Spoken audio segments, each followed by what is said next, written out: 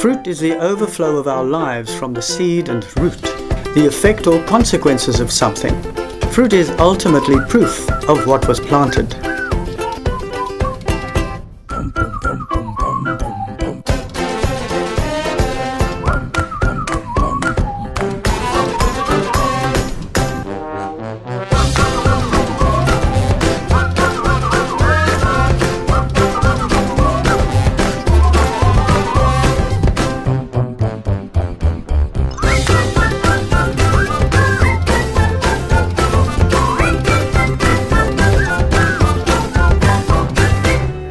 To me, the first and foremost fruit that we've actually experienced is the missions fruit.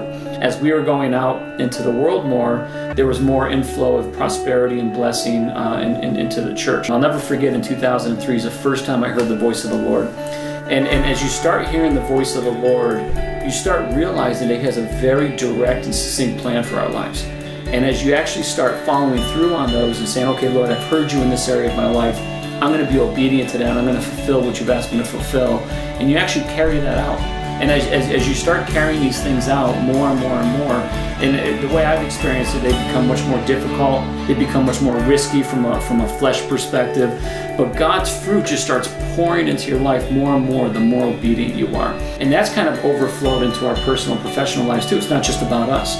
You know, as we as a family are obedient to Christ's call, not only does He bless us personally, professionally, financially, and in many other ways, but He also becomes a blessing to our employees and to our friends and to our family, and that pours over naturally, which is fantastic. Coming from a broken home and being the youngest of 5 kids, there's a lot of things that we went through. One of the things was alcoholism, poverty, and just to see today that those things are being broken, to see my kids, to see my wife, and the things that the Lord is doing for me. Look at me today. I'm on the board to start a big company, a company that will impact the whole entire world, not just my house, not just Schenectady, the entire world. It's a vision that the Lord gave me. In Matthew 7:16, Jesus says, "By their fruit you will recognize them."